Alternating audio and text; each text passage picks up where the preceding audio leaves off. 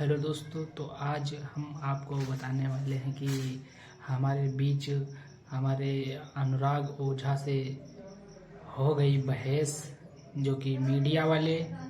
तो हम आपको बताने वाले हैं कि रैली में आए ब्राह्मण लड़के से लोगों ने पूछा और कंटिन्यू बहस होती रही। तो इस वीडियो में सभी लोग देखकर हैरान हो गए हैं, तो मैं आप लोगों को दिखाना चाहता हूं। इस वीडियो में धरना प्रदर्शन की भी बात हुई है, जो कि आपको अभी दिखाई देगी। अनुराग ओझा बोले, अब गांव-गांव में लगेगा मंच, हर गांव में लगेगा मंच। देश को जगा दिया इन्होंने। चीज बताइए, जितने भी शोषण हो रहे हैं बहुजन समाज पर, सवर्ण समाज के लोग कर रहे हैं। सवर्ण समाज, आप भी तो सवर्ण में ही आते हैं। मैं आप ये बहुजन समाज के माइकों के बीच में तो बोलते हैं, पर अपने समाज का कोई मंच नहीं लगाते, जिसमें कि आपका समाज ही नहीं बहुजन समाज पे शोषण करता है, अत्याचार करता है अपने मंच। मैं सुनो तो आप सुनते रहिए, अपने समाज आप बोलते नहीं, मंच कब लगाया? आप सुनते रहिए, बताइए ना, आप सुनते रहिए। आपने कब अपने समाज को, आपने कब अपने समाज में ये आंदोलन किया कि बहुजन समाज के लोगों पे कोई अत्याचार नहीं करेंगे? अगर कोई करेगा तो मैं उसके खिलाफ खड़ा हूँ। आप कब खड़ा हुए बताइए? आप शोषण की बात कर रहे हैं, बहुजन समाज की बात कर रहे हैं, तो आपने क्यों नहीं किया? आपने क्यों नहीं बनाया? आपने अपना अनुराग ओझा ने अभी तक मंच क्यों नहीं लगाया? अनुराग ओझा ने पार्लियामेंट के बाहर, संसद के बाहर धरना प्रदर्शन क्यों नहीं दिया कि हमारे समाज का, स्वर्ण जाति के समाज का, ब्राह्मण समाज जो है वो बहुजन समाज पे कोई अत्याचार नहीं करा? कितनों को समझा के लाए हैं आप बताइए मुझे। मैं मनुवादी जो व्यवस्था है उसके खिलाफ हूँ। आप झूठ बोलते हैं, सरासर 100% अभी आप झूठ बोल रहे हैं आप। मैं एक चीज बताऊं, झूठ और सच का सामना उस जनता तय करेगी, उस जनता तय करती है कि ना आप तय करेंगे हम तय करेंगे। भाजपा आप और हम भी तो तय करेंगे ना। हाँ बिल्कुल, जब आप तय कर सकते हैं तो हम नहीं तय। आप बताइए मैं कैसे मनुवादी को समर्थन। आपका नाम क्या है? अनुराग, पूरा नाम? अनुराग ओझा। अनुराग ओझा। हाँ। आपने कभी कोई मंच लगाया है अपने समाज में? नहीं लगाया। नहीं लगाया। आपने कोई अपने समाज के लिए, अपने समाज को लेकर के आंदोलन किया? वीडियो में बोलता नहीं, बोलना नहीं है। बोलने से मैं बता दूं कि बोलने से मैं एक मंच लगाऊंगा, ठीक? मैं अपने गांव में एक मंच लगाता हूं। मेरे गांव में कितना लोग होगा? 100 घर का पुरवा है, 100 घर का पुरवा है, उसमें मुश्किल से 200 लोग होंगे, ठीक? वो 200 लोग सुनेंगे। और अगर मैं एक वीडियो के माध्यम से प्रेरित करूंगा तो उसे 2 लाख लोग, 2 मिलियन लोग, 2 करोड़ से अधिक लोग। कौन है आपके पास? जब हम कोई भी रील सुनते या देखते हैं ना, तो एक है ना, एक स्क्रॉल नहीं लगती है, स्क्रॉल कर देंगे आप गायब। मैं एक चीज बताऊं, मैं एक चीज कहना चाहता हूं, आप मेरी भी सुनिए। मेरी 17 सेकंड की रील होती है ना, उसमें 16 सेकंड से ज्यादा लोग देखते हैं। ये बात आप नोट कीजिए। ठीक है। अच्छा, मुझे मैं यूट्यूब पे भी अगर वीडियो डालता हूँ ना 15 मिनट की, मुझे लोग कमेंट भी करते हैं 10 मिनट देख रहा हूँ, 5 मिनट देख रहा हूँ। ठीक है, मुझे एक चीज बताइए, जितने भी शोषण हो रहे हैं बहुजन समाज पर, सवर्ण समाज के लोग कर रहे हैं। सवर्ण समाज, आप भी तो सवर्ण में ही आते हैं। आप ये बहुजन समाज के माइकों के बीच में तो बोलते हैं, पर अपने समाज का कोई मंच नहीं लगाते, जिसमें कि आपका समाज ही नहीं बहुजन समाज पे शोषण करता है, अत्याचार करता है। मैं आपको जब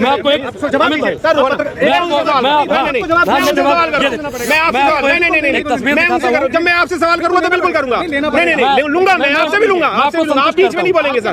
नहीं, और कोई नहीं बोल रहा तो आप भी नहीं बोलेंगे सर। संतुष्ट करूंगा भाई। मुझे आप ये बताइए, आपने कितने महासभा लगाई, कितने मंच लगाए, आप बहुजन समाज के मंचों पे आ जाते हैं, बहुजन समाज के माइकों पे आ जाते हैं, बहुजन समाज की मीडिया में आ जाते हैं। आपने कब लगाए अपने मंच? मैं सुनो तो आपने अपने समाज को बोलते नहीं, मंच कब लगाए? सुनते रहिए, बताइए ना, आप सुनते रहिए। आपने कब अपने समाज को, आपने कब अपने समाज में ये आंदोलन किया कि बहुजन समाज के लोगों पे कोई अत्याचार नहीं करेंगे? अगर कोई करेगा तो मैं उसके खिलाफ खड़ा हूँ। आप कब खड़ा हुए बताइए? आप शोषण की बात कर रहे हैं, बहुजन समाज की बात कर रहे हैं, तो आपने क्यों नहीं किया? आपने क्यों नहीं बनाया? आपने अपना अनुराग ओझा ने अभी तक मंच क्यों नहीं लगाया? अनुराग ओझा ने पार्लियामेंट के बाहर, संसद के बाहर धरना प्रदर्शन क्यों नहीं दिया कि हमारे समाज का, स्वर्ण जाति के समाज का, ब्राह्मण समाज जो है वो बहुजन समाज पे कोई अत्याचार नहीं करा? कितनों को समझा के लाए हैं आप बताइए मुझे। मैं गलत कह रहा हूं तो? इनका नाम है अमित शुक्ला और जनेऊधारी ब्राह्मण है। देखिए, हमें नहीं चाहिए उससे। आपको नहीं चाहिए? मैंने जनेऊ पहन लिया, किसी को नहीं पता चलने वाला कि मैं ब्राह्मण हूं या चमार हूं। मैं सुनिए, आप बताइए ना, आपने अपने समाज में कितने मंच लगाए? सुनिए पहले सुनिए, जाति को तभी खत्म किया जा सकता है, बाबा साहब ने कहा था कि जाति उसी रोज खत्म हो जाएगी जिस दिन रोटी और बेटी का रिश्ता। आपने कितनी शादियां करी हैं अपने समाज में? मैंने तो नहीं किया। आपने वाल्मीकि समाज की कितनी बहन बेटियां ली हैं अभी भाई और कितनी बहन बेटी को दिया है अपने यहाँ पर? 21-22 साल का हूँ, मैं अकेला हूँ भाई। अरे तुम अकेले हो तो तुम्हारे घर परिवार के तो होंगे, खानदान के तो हैं, समाज के तो मैं हैं। जब से वो तब से मैं बात कितनी ब्राह्मण बेटियों को तुमने बहुजन समाज की बेटों को दिया है? बताओ जरा कैसे आप क्या करोगे? सुनो पहले, हमने दिया है, हमने ली भी है। सुनो पहले, जब मैं आया हूँ, मैं जब से मैंने बात रखना शुरू किया, मैं तो कहता हूँ कि दलित लड़की से भी शादी करूंगा, अपने घर की बिटिया को दलित के घर में भी ब्याहूंगा। कब करोगे? जब हमारी बिटिया होगी, पहले ब्याह तो करें। तुम शादी कब कर रहे हो?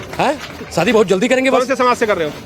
समाज तो भैया जो आ जाएगा, मैं दलित समाज की अगर बापू ने पिछवाड़े में डंडा दिया ना तो जिस जहाँ कहेंगे ना वहीं शादी करोगे आप। मैं एक चीज बताऊं, मैं गारंटी से दे रहा हूँ इस बात का जवाब। ये बहुत बात है, लेकिन अगर अब आप एक चीज बताइए कि प्रज्ञा मिश्रा उस बिटिया का नाम था जो वीडियो बनाती है, पत्रकार है, उसने किससे यादव से शादी की, किया कि नहीं किया कि नहीं किया? तो भैया हम लोग तो जाति प्रथा को बिल्कुल खत्म करना चाहते हैं। आप ही तो चाह रहे हैं, पर आपका समाज तो नहीं चाह रहा। अपने समाज को क्यों नहीं समझाते हो आप? बहुजन समाज तो समझा हुआ है। आप अपने समाज को समझाओ ना। समझाया अपने समाज में मंच लगाओ, अपने समाज में आंदोलन करो ना। समझाया उसे जाता है जो ना समझाओ, और मूर्ख को समझाने के लिए महामूर्ख होना। यानी कि आप ये समझते हैं कि बहुजन समाज के अलावा जितनी भी समाज है वो सारा मूर्ख है? मैं पूरे को नहीं बोल रहा हूँ, जो कहा ना, भी मैंने कहा कि समझाया उसे जाता है जो ना समझाओ। और जो मूर्ख किस्म के लोग हैं, मनुवादी किस्म के लोग हैं, उनको समझाने के लिए अनुराग ओझा बोल रहा है, और वो एक दिन समझेंगे। और समझता हर लोग है।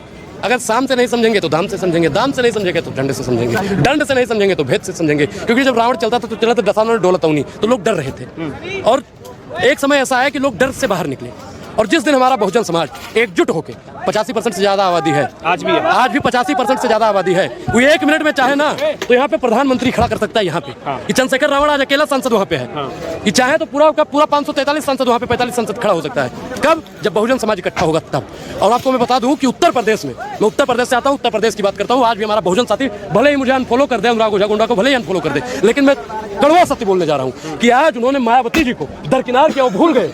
इसका अंजाम वो लोग भुगत रहे हैं। और फिर मैं बता दूं, आप लोग हमको ब्राह्मण ब्राह्मण ब्राह्मण ब्राह्मण ब्राह्मण ब्राह्मण करके टारगेट करते हैं। ठीक है, आप लोगों की जागीर भावना जैसे। हाँ, मैं बोलता हूँ। तो आप मुझे भी तो कहते हो चमारे चमारे चमारे। मैंने कभी नहीं बोला। आप हमारे भाई, आप हमारे भाई जो कहते होंगे आप, वो गलत लोग। आप तो टीआरपी के लिए भाई कह रहे हैं हमें। ए भाई साहब, ये आप हमको दिखाना बंद कर दीजिए, हम नहीं बुलाए हैं आपको। आप खुद आए, आप खुद आए हैं। मैं तो पहली बार आया हूँ। नहीं, अच्छी बात है। यही सवाल करने आया हूँ कि आप बहुत अच्छी बात है, बहुत अच्छी क्या किया है। मैंने तो बताया कि मैं भाई लगातार बोल रहा हूँ, ब्राह्मण महासभा में भी गया था, आपको फोटो भी दिखा। नहीं सुनता, हमारे समाज के लोग सुनते हैं बस। तो भाई एक चीज बताइए कि उनको लगता है, मनुवादियों को लगता है अनुराग ओझा की बात से मिर्ची। अब आप एक चीज बताइए कि मिर्ची लग जाए तो आप क्या करेंगे? शहद लगा दो ना उनको। तो आप फिर कहेंगे करीबा नून भी लगा दो भाई भी कहते हैं लगा दो ना डियर। तो शहद वहद ये सब लगाना, ये सब फर्जी बात हो जाता है मेरे हिसाब से। हम लोग, हाँ, ठरकी बात भाई पीछे से बोले, ठरकी वाली वो ठीक है, समझेंगे ये भाई भी। जो मनुवादी किस्म के लोग हैं वो लोग समझते नहीं है, एक दिन जरूर समझेंगे। कब समझेंगे? जब बहुजन एकजुट होगा। और जगदेव बाबू ने नारा दिया था कि 100 में 90 शोषित हैं, सोचतों ने ललकारा है, धन धरती और राजपाट पर 90 भाग हमारा है।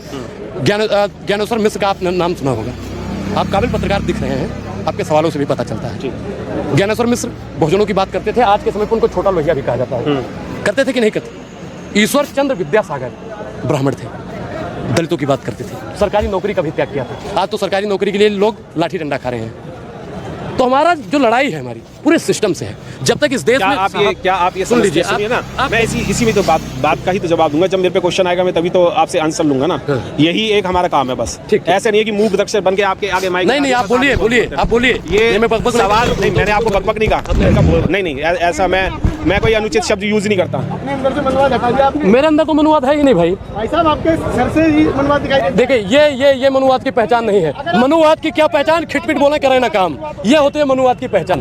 आप एक, अगर आप बदतमीज से सुनिए भैया, इनके कैमरा घुमाइए, इनके सुनिए, ब्राह्मण से परेशान नहीं है, ब्राह्मणवाद से परेशान है। उनका जो सवाल है मैं उसका जवाब देना चाहूंगा। ये हमको कलाई से भैया, ये कलाई से और ये हमारी चुटिया से टारगेट कर रहे हैं। पीछे हटो। चिराग पासवान कौन है? जवाब नहीं देंगे, बात नहीं बनेगी। चिराग पासवान कौन है? चिराग दलित है, वो हमसे ज्यादा कलावा बनता है, यहाँ तक कलावा रखता है। अब आप उसको मनुवादी कह देंगे, मनुवादी आप उनको मनुवादी कहेंगे? मनुवादी सोच से ग्रसित है और राजनेता है वो। अगर राजनेता है तो वो अपने समाज की बात नहीं करेंगे? नहीं करता ना वो।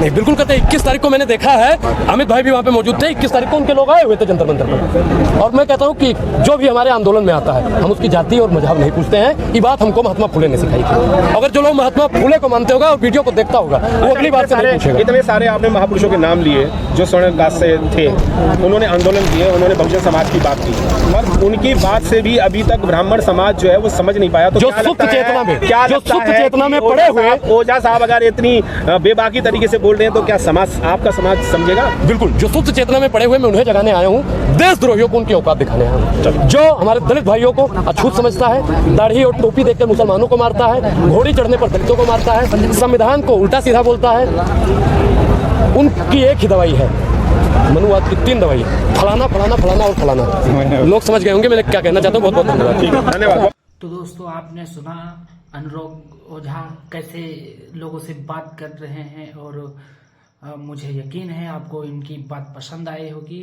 तो अगर बात आपको पसंद लगी, अच्छी लगी, तो चैनल को सब्सक्राइब करें, बेल आइकन का बटन दबाएं, ताकि आपको हमारे इसी तरह की वीडियो आपको मिलती रहे।